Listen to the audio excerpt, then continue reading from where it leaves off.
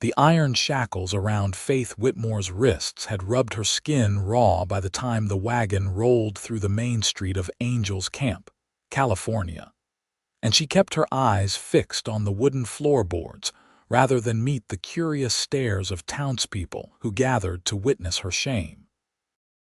It was June of 1871, and the afternoon sun beat down mercilessly on the Sierra Nevada foothills.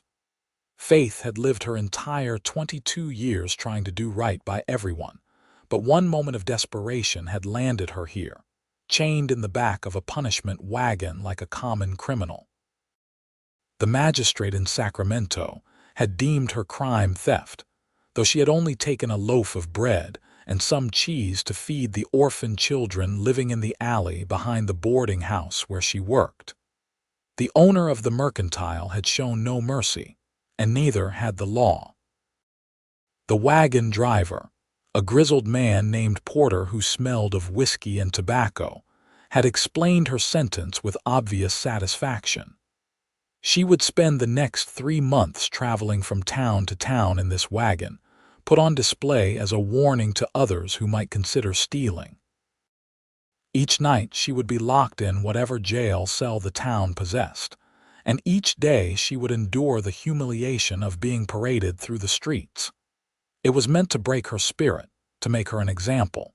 Faith blinked back tears as the wagon creaked along the dusty road. She would not cry. She had already cried herself dry the first 2 days of this nightmare. Now she simply wanted to disappear, to become invisible, to somehow survive this ordeal with whatever shreds of dignity she could maintain. Yates Anderson saw the wagon from outside the livery stable, where he had just finished shoeing his horse, and something in his chest tightened at the sight of the young woman sitting there with her head bowed and her hands bound. He was 26 years old, tall and lean from years of working cattle ranches across California, and he had seen plenty of harsh justice in his time. But there was something about this particular scene that struck him as profoundly wrong. He moved closer, his boots stirring up small clouds of dust, and studied her face. She was beautiful in a quiet, unassuming way, with dark blonde hair that had come loose from its pins and delicate features that seemed made for smiling rather than this blank expression of defeat. Her dress was simple but clean, or had been before the journey. Now it was stained with road dust and sweat. "What is her crime?" Yates asked Porter, keeping his voice neutral. Porter spat a stream of tobacco juice onto the street. "Thief. Took goods from a mercantile up in Sacramento. Judge wanted to make an example of her." "What did she steal?" "Food, I heard. Bread and such." Porter shrugged. "Theft is theft." Yates felt anger flash through him, hot and sudden. He had known real criminals, men who killed and robbed and terrorized honest people. This young woman with her bowed head and trembling hands did not look like she belonged in their company. He watched as Porter drove the wagon toward the small jail at the end of the street, and something shifted in his chest. It felt like recognition, like the universe had just put something directly in his path that he was meant to notice. His mother, God rest her soul, had always believed in Providence. She had taught him that sometimes life presented you with opportunities disguised as problems, and that a wise man paid attention to those moments. Yates had not thought much about Providence since her death 5 years ago, but looking at Faith Whitmore in that wagon, he felt certain he was experiencing exactly what his mother had described. He could not explain it logically. He did not know this woman, had never seen her before, knew nothing about her beyond the basic facts Porter had grudgingly provided. Yet something in him recognized something in her, as if they were two parts of a whole that had finally found each other. Yates made a decision. He followed the wagon to the jail, where the local sheriff, a heavy-set man named Dawson, was already waiting. The wagon stopped, and Porter climbed down to unlock the shackles that kept Faith secured to the wagon bed. She stood slowly, her legs clearly stiff from sitting, and allowed herself to be led toward the jail cell. "Sheriff Dawson," Yates said, stepping forward, "I would like to speak with you about the prisoner." Dawson raised an eyebrow. "You know her?" "No, sir.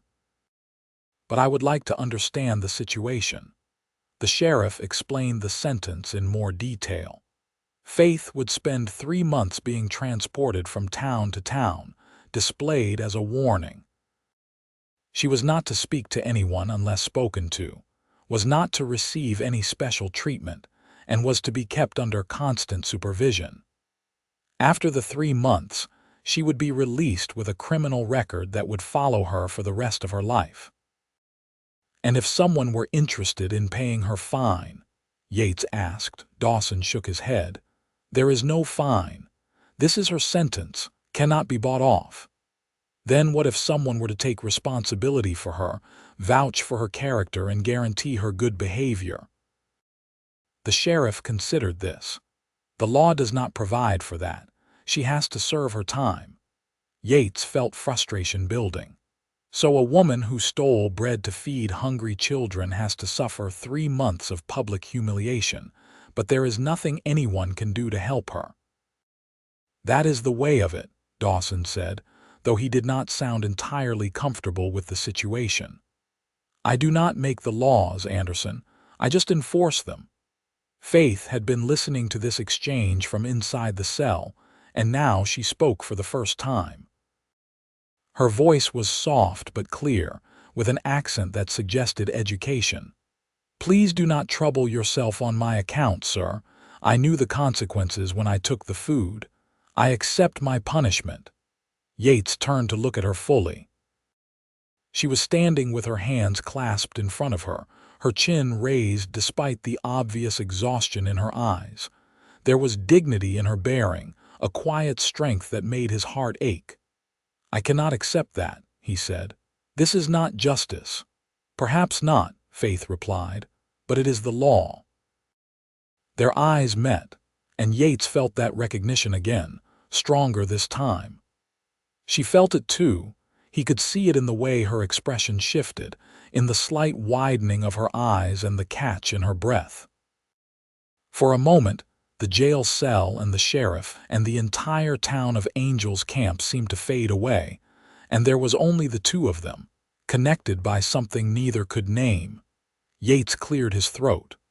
"Sheriff, what if I were to ride alongside the wagon?" As an observer to make sure the prisoner is treated fairly, Dawson frowned. "Why would you want to do that?" "Because someone should." Yates met the sheriff's gaze steadily. "Someone should bear witness that justice, even harsh justice, is carried out properly." Porter, who had been silent during this exchange, laughed. "You want to spend 3 months riding alongside a punishment wagon. You are touched in the head, boy." "Maybe so," Yates said, "but I am doing it anyway." The sheriff shrugged. "I have got no authority to stop you from riding where you please. Just do not interfere with the sentence and do not try to help her escape. That would make you a criminal too." "Understood," Yates said. Faith stared at him from behind the bars, her expression unreadable. "Why?" she asked quietly. "You do not know me." Yates smiled at her, and it was the most genuine smile he had offered anyone in years. "Maybe I am supposed to." That night, while Faith tried to sleep on the hard cot in the jail cell, Yates made preparations for the journey ahead. He sold his contract with the ranch where he had been working, explaining to his bewildered boss that he had something more important to attend to. He gathered supplies, packed his saddlebags, and wrote a letter to his sister in San Francisco explaining that he might be away for a while.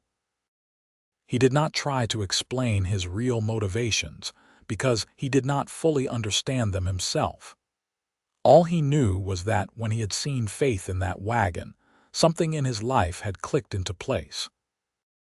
He had been drifting for 5 years, working one ranch after another, never settling anywhere, never forming real connections. He had told himself he preferred it that way, that he liked the freedom and the solitude. But the truth was, he had been lonely.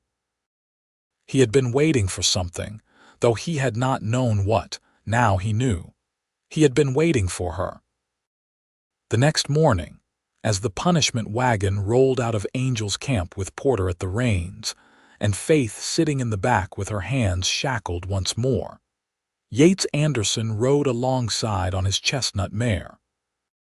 Faith watched him with a mixture of confusion and something that might have been hope, though she tried to hide it. "You are really doing this?" she asked as the wagon creaked along the road toward the next town. "I am really doing this," Yates confirmed. "But why?"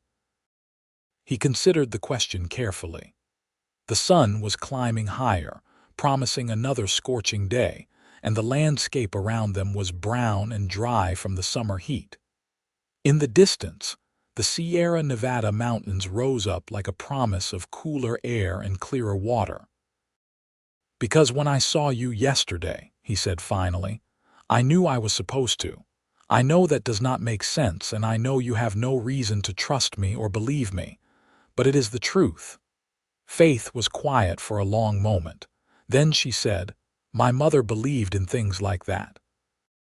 She used to say that God puts people in our paths when we need them most." "Was your mother a wise woman, the wisest I ever knew?" Faith's voice caught. "She died 3 years ago. Fever took her." "I am sorry," Yates said, and he meant it. "What about your mother, gone 5 years now?" "Same sickness that took my father. I have a sister, Charlotte, but she is married and has her own life in San Francisco." They fell into a companionable silence after that, and Yates noticed that Faith seemed less tense than she had the day before. Porter paid them little attention, focused on guiding the wagon along the rutted road. The old drunk seemed content to let them talk as long as Yates did not try to free Faith or interfere with the sentence. As the days passed, and they moved from town to town, a routine established itself. Each morning, Faith would be released from whatever jail cell had held her overnight and loaded into the wagon. Yates would be waiting, already mounted on his horse, ready to ride alongside. They would travel to the next settlement, where Faith would be put on display in the town square for several hours while the local sheriff read out her crime and her sentence. Then she would be locked up again, and the cycle would repeat. It was brutal and degrading, and Yates hated every moment of it. But he kept his promise, riding alongside the wagon day after day, and slowly, Faith began to open up to him. She told him about her childhood in Ohio, where her father had been a schoolteacher and her mother a seamstress. She had been an only child, doted on and educated beyond what was common for girls of her station. Her father had taught her to read Greek and Latin, had filled her head with poetry and philosophy. Her mother had taught her kindness and compassion. When both parents died within a year of each other, Faith had found herself alone and nearly penniless. She had made her way west, hoping for a fresh start, and had found work at a boarding house in Sacramento. The pay was meager, barely enough to cover her own room and board, but she had been grateful for it. Then she had met the children. 3 of them, orphaned and living in an alley, surviving on scraps and charity. The youngest was only 5 years old, a little girl named Mary with huge brown eyes and a cough that rattled in her chest. Faith had started bringing them food from the boarding house kitchen, sharing her own portions and sneaking extra when she could. But it had not been enough. "They were so hungry," Faith said, her voice breaking as she told Yates this part of the story. "Mary was getting sicker, and I knew she needed real food, nourishing food. So I went to the mercantile and I took bread and cheese and some apples. I was going to pay for it, I swear I was. I was going to work extra hours and save up and make it right, but the owner saw me and he did not give me a chance to explain." Yates felt rage boiling in his chest. "What happened to the children?" "I do not know," Faith whispered. "I think about them every day. I pray they found help, that someone else took them in, but I will probably never know." "That is not right," Yates said fiercely.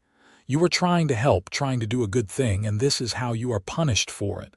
"The law does not care about intentions," Faith said. "Only actions." "Then the law is wrong." She looked at him with something like wonder in her eyes. "You really believe that?" "I do."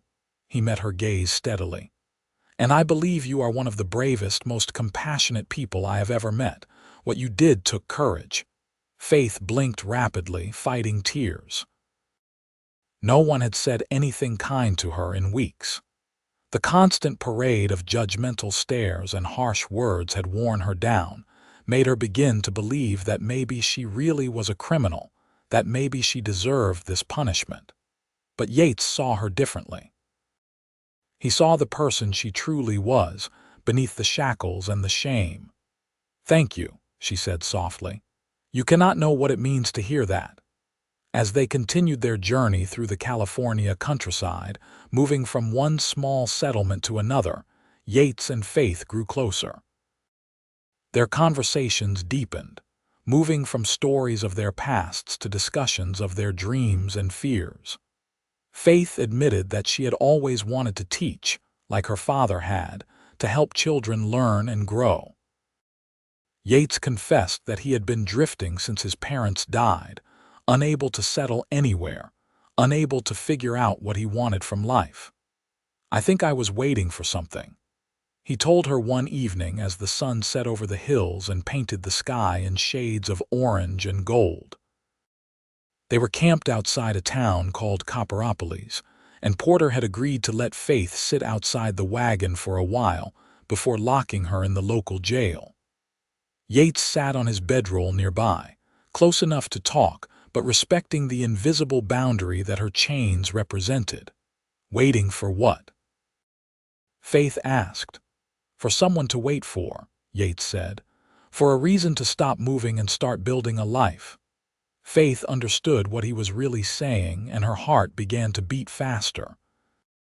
Over the past weeks, she had developed feelings for this cowboy who had appointed himself her guardian and companion.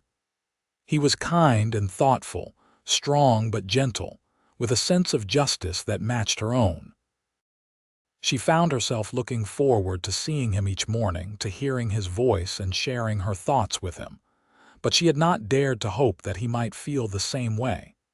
"Yates," she said carefully, "what will you do when my sentence is finished? When I am free?" He looked at her for a long moment, his blue eyes serious and intent. "I guess that depends on you. On me. On whether you would want my company when you do not have to tolerate it anymore." He paused. "On whether you might feel the same way about me that I have come to feel about you." Faith's breath caught. "And how is that?" Yates moved closer, though he was careful not to touch her. The shackles on her wrists were a constant reminder of the rules they had to follow, the boundaries they could not cross. "I love you, Faith Whitmore. I have loved you since the moment I saw you in that wagon, looking so lost and so brave at the same time. I know it is crazy. I know we have only known each other a few weeks, but I am certain of it. You are the reason I was supposed to be in Angel's camp that day. You are the reason for everything." Tears spilled down Faith's cheeks, but they were tears of joy rather than sorrow. "I love you too," she whispered. "I have been so afraid to admit it, even to myself, because I am a criminal now. I have nothing to offer you, no future, no reputation, but I cannot help how I feel." "You have everything to offer," Yates said intensely. "You have yourself, and that is all I want." Porter chose that moment to emerge from the nearby saloon, weaving slightly as he walked. "Time to lock her up," he announced, his words slurred. "Come on, girl, into the cell you go." Yates helped Faith to her feet, his hand lingering on her arm for just a moment longer than necessary. "Sleep well," he said softly. "I will be here in the morning." "I know you will," Faith replied, and there was such trust and affection in her voice that Yates felt his heart might burst. As the weeks turned into months and summer began to give way to early autumn, their love continued to grow despite the circumstances. They could not touch the way Yates desperately wanted to touch her, could not embrace or kiss or hold hands. The shackles and the watchful eyes of Porter and various sheriffs prevented that. But they found other ways to express their feelings. Yates brought her wildflowers when they camped in areas where flowers grew, presenting them to her with a courtly bow that made her laugh. He saved special treats from his own meals to share with her, making sure she ate well despite the meager rations Porter provided. He read to her in the evenings from a volume of poetry he had purchased in one of the towns, his deep voice bringing the words to life. Faith, for her part, shared everything she had with him.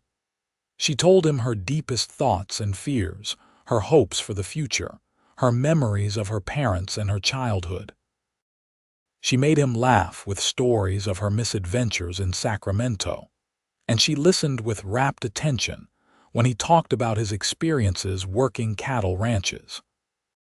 She mended his clothes when they tore, using needle and thread that a sympathetic sheriff's wife had provided, and she sang to him sometimes in the evenings, old songs her mother had taught her. They were building a foundation for a life together, even though that life was still months away. But not everything was peaceful. In a town called Sonora, they encountered trouble. A group of young men, drunk and looking for entertainment, surrounded the wagon where Faith sat on display in the town square. They began making crude comments, laughing and jeering at her. One of them reached out to grab her ankle. Yates was there in an instant, putting himself between Faith and the men. "Back away," he said, his voice deadly calm. "Or what?" one of the men challenged. "You going to defend a thief?" "I am going to defend a lady," Yates corrected. "And if you touch her again, you will regret it." The man who had grabbed Faith's ankle sneered. "She is not a lady. She is a criminal." Yates's fist connected with the man's jaw before anyone could react. The man went down hard, and his friends immediately rushed forward. A brawl erupted in the town square, with Yates taking on 4 men at once. He held his own remarkably well, his years of hard ranch work having made him strong and quick, but he was outnumbered. The local sheriff finally broke up the fight, pulling the men apart and threatening to throw them all in jail. Yates sported a split lip and a bruise forming on his cheekbone, but he had given as good as he had gotten. The men who had harassed Faith looked considerably worse. "You are a fool," Porter told Yates later as they made camp outside of town. "Starting fights over a woman in shackles. She is worth fighting for," Yates said simply, touching his swollen lip gingerly. Faith had watched the entire encounter with her heart in her throat, terrified that Yates would be hurt, moved beyond words that he would defend her so fiercely. That night, when Porter was passed out drunk by the campfire, Yates moved closer to the wagon where Faith sat. "You should not have done that," she said softly. "You could have been arrested." "I would do it again in a heartbeat," Yates replied. "No one disrespects you while I am around." "You are going to get yourself killed," Faith said, but there was no real censure in her voice, only affection and concern. "Not before I see you free," Yates promised. "I am going to be there when these chains come off, Faith. I am going to be the first person to hold you without iron between us." "I am counting the days," Faith whispered. "So am I. 2 more weeks." 2 more weeks seemed like an eternity and the blink of an eye all at once. They spent those final days of Faith's sentence traveling through the foothills, visiting small mining camps and settlements. Faith endured the public displays with more grace than ever, sustained by the knowledge that her ordeal was almost over and that Yates would be waiting for her on the other side. Finally, on a crisp morning in late September, they arrived back in Angel's Camp, where Faith's sentence had begun. Sheriff Dawson was waiting for them, the necessary paperwork in hand to document the completion of her punishment. 3 months to the day, Dawson said, unlocking the shackles around Faith's wrists. "You are a free woman, Miss Whitmore." The moment the iron fell away, Faith gasped. Her wrists were marked with scars from the constant rubbing of metal against skin, and her hands shook as she brought them up to look at them. Free. She was actually free. Yates was beside her instantly, helping her down from the wagon with gentle hands. The moment her feet touched the ground, he pulled her into his arms, holding her close for the first time in 3 months. Faith buried her face in his chest and wept, great heaving sobs of relief and joy and exhaustion. "I have got you," Yates murmured into her hair. "You are safe now." "I have got you." Porter drove away without a backward glance, already on his way to collect his next prisoner. Sheriff Dawson watched Yates and Faith with a thoughtful expression. "You rode alongside that wagon for 3 full months," he said to Yates. "I have never seen anything like it." "I would ride alongside it for 3 years if I had to," Yates replied, not releasing his hold on Faith. "What will you do now?" Dawson asked. Yates looked down at Faith, who had finally stopped crying and was looking up at him with red-rimmed but hopeful eyes. "I am going to marry her if she will have me, and then we are going to build a life together." "I will have you," Faith said, laughing and crying at the same time. "Yes, Yates, yes to everything."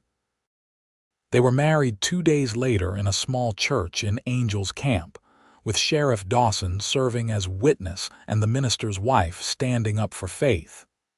It was a simple ceremony, but it was perfect. Faith wore a new dress that Yates had purchased for her, pale blue cotton that brought out the color of her eyes. Yates wore his best shirt and had actually trimmed his hair and shaved for the occasion. When the minister pronounced them husband and wife and told Yates he could kiss his bride, Yates cupped Faith's face in his hands and kissed her with all the love and longing he had been holding back for 3 months. Faith kissed him back just as fervently, her hands fisting in his shirt, pulling him closer. "I love you," she whispered against his lips. "I love you too," he replied. "My wife." "My husband," Faith said, testing out the word. It felt perfect. They spent their wedding night in the best room at the Angels Camp Hotel, and for the first time, they could truly be together without chains or watchful eyes. Yates was gentle and patient, mindful that this was Faith's first time, and he made sure she felt cherished and safe. Faith gave herself to him completely, trusting him with her heart and her body, and when they finally came together, it felt like the most natural thing in the world, like 2 pieces of a puzzle finally fitting together. Afterwards, as they lay tangled together in the narrow bed, Faith traced patterns on Yates's chest with her fingertips. "I cannot believe this is real," she said. 3 months ago I was in chains, and now I am married to the most wonderful man in the world. 3 months ago I was drifting through life with no purpose," Yates replied. "Now I have everything I ever wanted." "What do we do now?" Faith asked. "Where do we go?" Yates had been thinking about this. "I have some money saved up from my years of ranch work. Not a lot, but enough to make a start. I was thinking we could head up to the goldfields, maybe find a claim that has not been completely played out, or we could settle here in Angel's Camp, open a business of some kind." Faith considered this. "What about teaching?" "You said you knew I wanted to teach. You still want to do that? After everything?" "More than ever," Faith said firmly. "Those children in Sacramento, the ones I tried to help, they reminded me of why teaching matters. Children need education, especially out here in the mining camps and small towns. They need someone who cares about their futures." Yates smiled. "Then you should teach. We will find a way to make it work." Over the following weeks, they made plans and worked to turn those plans into reality. Yates took a job at the local livery stable, using his skills with horses to earn steady money. Faith began offering lessons to the children of Angel's Camp, teaching them reading and arithmetic in the back room of the general store. The store owner, a kindly widow named Mrs. Patterson, was happy to provide the space in exchange for Faith teaching her own grandchildren. Word spread quickly about the new teacher in town, and soon Faith had more students than she could handle in the cramped back room. The townspeople, many of whom remembered her arrival in the punishment wagon, were impressed by her resilience and her obvious dedication to the children. Donations began to come in for a proper schoolhouse. One evening, about 2 months after their wedding, Yates came home to their small rented cabin to find Faith sitting at the table with a strange expression on her face. "What is wrong?" he asked immediately, concerned. "Nothing is wrong," Faith said slowly. "At least, I do not think anything is wrong. Yates, I think I might be with child." Yates felt the world tilt slightly. "Are you certain?" "Not completely. But I am late, and I have been feeling ill in the mornings, and Mrs. Patterson says those are signs." Faith looked up at him with wide eyes. "Are you happy about it?" Yates crossed the room in 3 strides and pulled her into his arms. "Happy? Faith, I am overjoyed. A baby, our baby." He kissed her soundly. "You are going to be such a wonderful mother." "And you will be a wonderful father," Faith said, relief evident in her voice. "I was worried you might think it was too soon." "It is perfect timing," Yates assured her. "Everything about us has been perfect timing. We were meant to find each other, meant to build this life together, meant to have this child." Faith's pregnancy was confirmed by the local doctor a few weeks later, and she was told to expect the baby in early June. The townspeople of Angels Camp rallied around the young couple, helping to prepare for the new arrival. Mrs. Patterson and several other women threw a party for Faith, bringing gifts they had made themselves. Tiny gowns and blankets, a beautiful cradle that one of the miners had carved from pine. The schoolhouse was completed in March, a sturdy wooden building with large windows to let in light, and a pot-bellied stove to keep the children warm in winter. Faith continued teaching until she was 8 months along, finally stopping only when climbing the steps to the schoolhouse became too difficult. Yates was attentive and devoted throughout her pregnancy, making sure she rested when she needed to, bringing her special treats, reading to her in the evenings. He had taken on extra work to save money for the baby, and he had started building furniture for the nursery. A rocking chair, a small chest for clothes, shelves for future toys and books.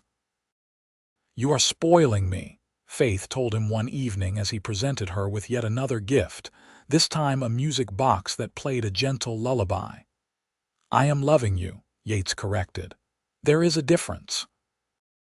Their son was born on a warm June evening in 1872, exactly 1 year after Faith had first arrived in Angels Camp in the punishment wagon. The labor was long and difficult, but Faith was strong, and when the baby finally arrived, his lusty cries filled the cabin with joy. "He is perfect," Yates whispered, cradling his son for the first time. The baby had a shock of dark hair and blue eyes that would probably change color, and tiny perfect fingers that wrapped around Yates's thumb. "He is absolutely perfect. What should we name him?" Faith asked tiredly from the bed. Yates had been thinking about this. "What about Samuel, after your father?" Faith's eyes filled with tears. "You remembered." "Of course I remembered. You told me your father's name was Samuel, and that he was a teacher who believed education could change the world. I think that is a good legacy for our son." "Samuel Anderson," Faith said, testing the name. "I love it." Little Samuel proved to be a healthy, happy baby who rarely fussed, and seemed to sleep through the night almost from the beginning. Faith recovered well from the birth, and by the time Samuel was 2 months old, she was back to teaching, bringing the baby with her to the schoolhouse and setting up a cradle in the corner where he could nap while she worked. The years that followed were good ones. Yates continued to work with horses, eventually saving enough money to buy his own small ranch just outside of Angel's Camp. It was not a large spread, just enough acreage to run a modest herd and raise some crops, but it was theirs. Faith taught at the schoolhouse during the academic year and spent summers with Samuel, teaching him to read and explore the world around them. When Samuel was 3 years old, Faith became pregnant again. This time she knew what to expect, and the pregnancy seemed easier somehow. Their daughter was born in January of 1875, a tiny thing with blonde hair and Faith's delicate features. "What about Grace?" Faith suggested, holding the baby close. "For your mother," Yates blinked back tears. "You want to name her after my mother, Grace Anderson." "It is a beautiful name, and your mother must have been a wonderful woman to raise such a good man." "She would have loved you," Yates said, kissing Faith's forehead. "She would have loved all of this." With 2 young children, life became busier but no less joyful. Samuel proved to be as bright and curious as his grandfather had been, learning to read by the age of 4 and constantly asking questions about everything he encountered. Grace was quieter but equally intelligent, preferring to observe the world around her before making her presence known. Faith continued teaching, though she reduced her hours to spend more time with the children. Yates's ranch prospered, and they were able to hire a young man to help with the heavier work. They were not wealthy by any means, but they were comfortable, and more importantly, they were happy. One evening in the summer of 1877, when Samuel was 5 and Grace was 2, Faith and Yates sat on the porch of their ranch house watching the sunset paint the sky in brilliant colors. The children were asleep inside, and for a moment they had peace and quiet. "Do you ever think about that day in Angel's Camp?" Faith asked, leaning against Yates's shoulder. "The day you first saw me in the wagon." "All the time," Yates admitted. "I think about how close I came to not being there at all. If I had finished shoeing my horse an hour earlier, if I had decided to leave town that morning instead of that afternoon, I would have missed you entirely." "Providence," Faith said softly. "Your mother was right about that," Yates agreed. "God does put people in our paths when we need them most." "I needed you, Faith. I did not even know how much until I saw you." "I needed you too," Faith said. "I was so lost, so broken, and you saw past all of that. You saw who I really was, who I could be." "I saw the woman I was going to love for the rest of my life," Yates said simply. They sat in companionable silence for a while, watching the stars begin to appear in the darkening sky. Then Faith spoke again. "I am pregnant," she said quietly. Yates sat up straight. "Again? Already?" Faith laughed at his stunned expression. "Yes, again. Are you unhappy about it?" "No. Not at all. I am just surprised. That makes 3 children in 6 years." "We are building quite a family," Faith agreed. "Are you sure you are ready for another one?" Yates pulled her close and kissed her thoroughly. "I am ready for anything as long as I have you beside me." Their 3rd child, a daughter they named Hope, was born in March of 1878. She had red hair that seemed to come from nowhere in either family line, and a temperament to match, crying lustily and demanding attention from the moment she entered the world. "She has spirit," the doctor said with a laugh as he handed the baby to Faith. "She certainly does," Faith agreed, smiling down at her daughter. "Hello, Hope. Welcome to the family." Life with 3 children was chaotic but wonderful. Samuel started attending Faith's school officially when he turned 6, though he had been sitting in on lessons for years. Grace proved to have a talent for music, and Yates bought her a small piano from a family moving back east. Hope was the wild child, always getting into mischief, always exploring, always asking why. As the children grew, Yates and Faith made sure to tell them the story of how their parents had met.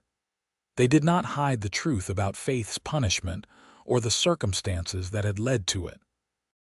They wanted their children to understand that good people could make mistakes, that the law was not always just, and that compassion and courage mattered more than following rules blindly. So Mama was a criminal? Samuel asked when he was about 8 years old, trying to wrap his mind around the concept. Mama tried to help children who were starving, Yates corrected gently. The law said what she did was wrong, but sometimes the law itself is wrong. Your mother is one of the bravest people I know. And Papa rode next to the wagon for 3 whole months? Grace asked, her eyes wide. He did, Faith confirmed. Even though he did not know me, even though he had no reason to help me, he stayed by my side. That is so romantic, Grace sighed, already a dreamer at 6 years old. It was Providence, Hope declared with the certainty of a 4-year-old. Like in the Bible, Faith and Yates exchanged amused glances over their children's heads. Yes, sweetheart, Faith said. Exactly like that. The years continued to pass peacefully. Yates's ranch expanded as he bought adjacent land from neighbors who were selling out. Faith's schoolhouse became one of the best in the region, drawing students from miles around. Their children thrived, each developing their own interests and personalities. Samuel proved to have a gift for working with animals, spending hours helping his father with the horses and cattle. He talked about becoming a veterinarian someday, a relatively new profession that intrigued him. Grace continued with her music and also developed a talent for painting, covering the walls of her bedroom with landscapes and portraits. Hope remained the wild child, climbing trees and catching frogs and driving her older siblings crazy with her energy. In 1885, when Faith was 36 and Yates was 40, they welcomed their 4th and final child, a son they named Thomas. By then Samuel was 13, Grace was 10, and Hope was 7, and all 3 older children doted on the new baby. I think we are done now, Faith said to Yates one night after nursing Thomas and settling him in his cradle. 4 children seems like plenty. Agreed, Yates said with a laugh. Though I have to say you make beautiful babies, Mrs. Anderson. We make beautiful babies, Faith corrected. This is very much a joint effort. As Thomas grew, he proved to be a quiet, thoughtful child, more like Grace than the boisterous Samuel or the wild Hope. He liked books and spent hours in Faith's schoolhouse, reading everything he could get his hands on. The ranch continued to prosper through the 1880s and into the 1890s. Yates hired more help as the operation expanded, and eventually Samuel joined him full-time after finishing his education. Grace married a young man from a neighboring ranch in 1889, a gentle soul who appreciated her artistic nature and encouraged her to continue painting. They settled nearby, and Grace gave Faith and Yates their first grandchild in 1890. Hope, true to her nature, did not follow a conventional path. She attended a women's college in San Francisco, one of the first in her family to pursue higher education, and returned with ideas about women's suffrage and social reform. She eventually became a journalist, writing articles about education and poverty that were published in newspapers across California. Thomas followed in his mother's footsteps and became a teacher, taking over Faith's schoolhouse when she finally retired in 1895. By then, Faith was 46, and while she was still energetic and engaged, she was ready to spend more time with her grandchildren and pursue her own interests. In the summer of 1901, on the 30th anniversary of the day Yates had first seen Faith in the punishment wagon, the entire family gathered at the ranch for a celebration. Samuel was there with his wife and 3 children. Grace came with her husband and 5 children. Hope arrived from San Francisco, still unmarried but radiantly happy with her career. Thomas brought his new fiancée, a shy but sweet young woman he had met at a teachers' conference. As the sun set and the family sat around a long table laden with food, Yates stood to make a toast. 30 years ago today, he said, his voice still strong though his hair had gone silver. I was standing outside a livery stable in Angel's Camp when a wagon rolled by. In that wagon was the most beautiful woman I had ever seen, though she was in chains and clearly suffering. I did not know her name, I did not know her story, but I knew in that instant that my life had just changed forever. Faith, sitting beside him with tears in her eyes, reached for his hand. I have thought a lot about that day over the years, Yates continued.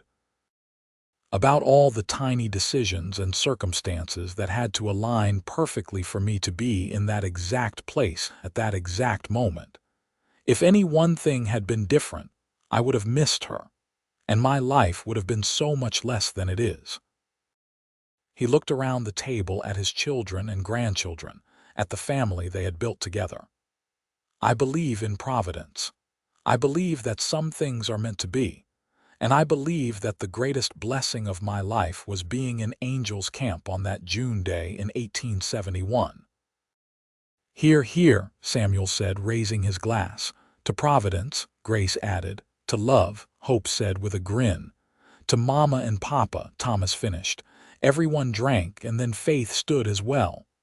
"I have something to say too," she announced. 30 years ago I was at the lowest point of my life. I had been punished for trying to help hungry children. I had lost everything, my reputation, my freedom, my hope. I thought my life was over. She squeezed Yates's hand. Then this stubborn, wonderful man decided to ride alongside my wagon. He did not have to. No one asked him to. But he did it anyway, and that changed everything. He saw me when I was at my worst, and he loved me anyway. He gave me back my hope and my future. Faith looked at her children. I want all of you to remember this story. Remember that even in our darkest moments, there is always hope. Remember that one person, acting with courage and compassion, can change someone's entire life. Remember that love, real love, sees past circumstances and touches the soul. There was not a dry eye at the table. The party continued late into the night, with music and laughter and stories. The grandchildren played in the yard, chasing fireflies and making memories of their own. And Faith and Yates sat on the porch, just as they had so many times before, watching their family and marveling at the life they had built. "You have any regrets?" Faith asked quietly. Yates did not hesitate. "Not a single one." "You, not one," Faith confirmed. "Even the hard parts, even the punishment wagon led me to you. I would not change any of it." "I love you, Faith Anderson," Yates said, kissing her softly. "I love you too, Yates Anderson," Faith replied. Today, tomorrow, and always. As the years continued to advance, Faith and Yates grew old together with grace and contentment. They watched their children build successful lives and careers. They delighted in their growing number of grandchildren, eventually counting 12 in total. They saw Angel's Camp transform from a rough mining town into a proper settled community, and they took pride in knowing they had contributed to that transformation through Faith's teaching and Yates's steady work. In 1905, Yates suffered a fall from a horse that left him with a broken leg. He recovered, but the injury slowed him down considerably. He turned most of the ranch operations over to Samuel, who had proven himself more than capable of running things. Yates spent his days in a rocking chair on the porch, reading and whittling and telling stories to whichever grandchildren happened to be visiting. Faith remained remarkably healthy well into her 60s, still sharp and engaged with the world around her. She volunteered at Thomas's school, helping struggling students learn to read. She wrote letters to Hope about her articles and causes. She visited Grace regularly and admired her daughter's ever-growing collection of paintings. She corresponded with her grandchildren, encouraging their dreams and offering wisdom gained from her own experiences. On a warm June evening in 1911, exactly 40 years after Yates had first seen Faith in the punishment wagon, they sat together on their porch as they had done countless times before. Yates was 71 now, Faith was 62, and both showed the marks of long and well-lived lives. Yates's hands were gnarled from decades of hard work, and Faith's hair had gone completely white, but their love for each other had only deepened with time.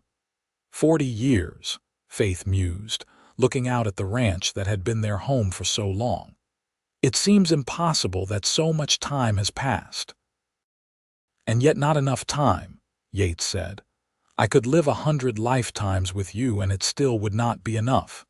Faith leaned her head on his shoulder, just as she had done so many times before. Do you remember what you said to me that first day? When I asked why you were riding alongside the wagon, I said maybe I was supposed to, Yates recalled. And I was right. You were, Faith agreed. You were exactly where you were supposed to be, exactly when you were supposed to be there. And so was I, even though it did not feel like it at the time. They sat in comfortable silence, watching the sun set over the California hills they had called home for 4 decades. In the distance, they could hear Samuel calling instructions to the ranch hands.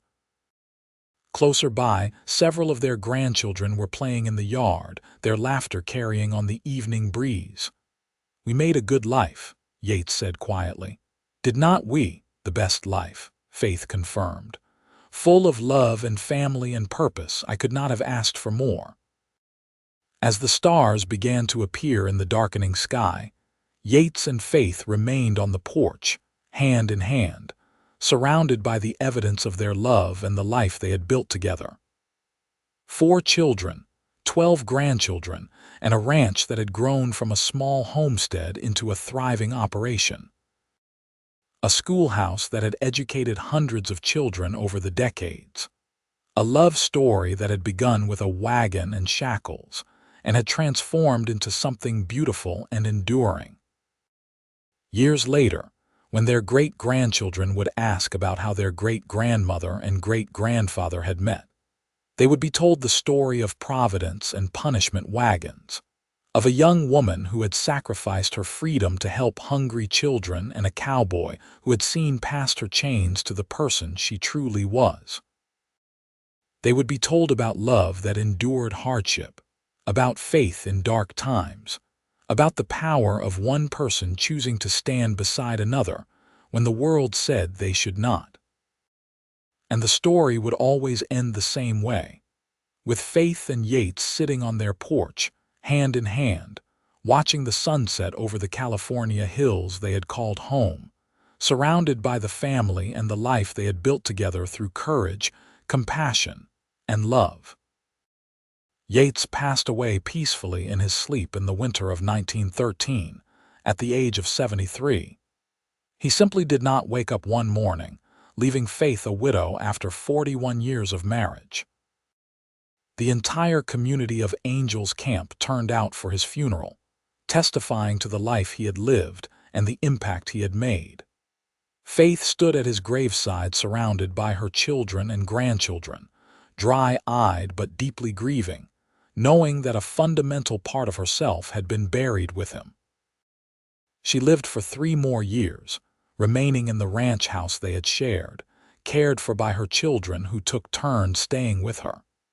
She spent her final years writing down the story of her life with Yates, wanting future generations to know how they had met and fallen in love. She filled journals with memories and details, capturing the essence of their relationship in words. On a June morning in 1916, Faith woke early and asked Samuel, who was staying with her that week, to help her out to the porch. She sat in the rocking chair Yates had made so many years ago, looking out at the land they had built together. "It is a beautiful day," she told Samuel. "It is, Mama," he agreed, concerned by the distant look in her eyes. 45 years ago today, I arrived in Angel's camp in a punishment wagon," Faith said softly. "I thought my life was over. I had no idea it was really just beginning." Samuel took her hand, understanding that she was saying goodbye. "I've had a wonderful life," Faith continued, "full of love and joy and purpose. Your father gave me that. All of you gave me that." She looked at her son with clear eyes. "Thank you, Samuel. Thank you for being such a good son, such a good man." "Mama, do not talk like that," Samuel said, though his voice broke. Faith smiled. "It is all right. I am not afraid. I am going to see your father again and my parents and all the people I have lost over the years. I am going home." She closed her eyes and leaned back in the chair, her hand still in Samuel's. And as the sun climbed higher over the California hills, Faith Whitmore Anderson passed quietly and peacefully into whatever came next. She was buried beside Yates in the Angels Camp Cemetery, and their joint headstone bore a simple inscription: Faith Whitmore Anderson, 1849, 1916, Yates Anderson, 1840–1913. Two souls meant to find each other. Their children ensured that their story was never forgotten. The journals Faith had written in her final years were preserved and eventually published, becoming a beloved account of life in the Old West, and a testament to the power of love and providence.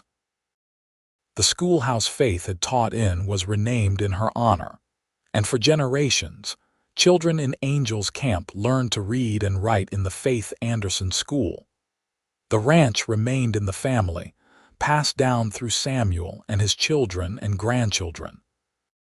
The porch where Faith and Yates had spent so many evenings remained unchanged, and family members would sometimes sit there in the quiet hours and feel the presence of the couple who had started it all.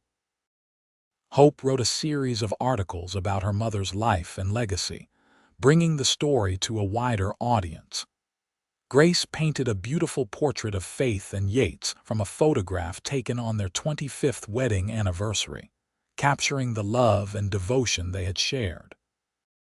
Thomas taught his students about courage and compassion using his mother's story as an example.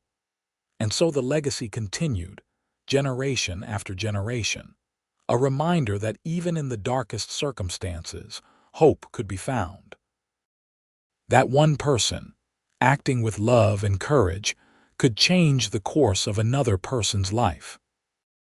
That providence was real, and sometimes it appeared in the form of a cowboy riding alongside a punishment wagon, seeing not a criminal but a woman worth loving, worth fighting for, worth spending a lifetime beside. The story of Faith and Yates Anderson became woven into the fabric of Angels Camp itself, part of the town's history and identity. Visitors would sometimes come to see the cemetery where they were buried, to stand at the schoolhouse that bore Faith's name, to drive past the ranch that Yates had built. And those who knew the full story would tell it to anyone who would listen, ensuring that it was never forgotten. Because it was a story worth remembering. A story about punishment and providence, about chains and freedom, about a love that began in the most unlikely circumstances and grew into something extraordinary. It was a story about the Old West, yes, but more importantly, it was a story about the human capacity for compassion, for courage, for love that transcends circumstances and endures beyond death. It was a story about Faith and Yates, two souls who were always meant to find each other, who did find each other against all odds, and who built a life together that touched countless others and echoed through the generations. And it was a story that ended not with loss or sorrow, but with the knowledge that what they had built together continued on through their children, their grandchildren, their great-grandchildren, and all who came after. Their love had created a legacy that would never fade, a testament to the power of seeing past circumstances to the person beneath, of choosing love when the world says you should not, of believing in Providence even when all evidence suggests you should not. In the end, Yates had been right all those years ago when he first saw Faith in that wagon. He was supposed to be there. She was supposed to be there. They were supposed to find each other, to love each other, to build a life together that would impact not just themselves but generations to come. It was Providence. It was love. It was everything that mattered. And it was their story, told and retold, remembered and honored, a bright thread in the tapestry of the American West, and a reminder that even in the harshest circumstances, hope and love could prevail.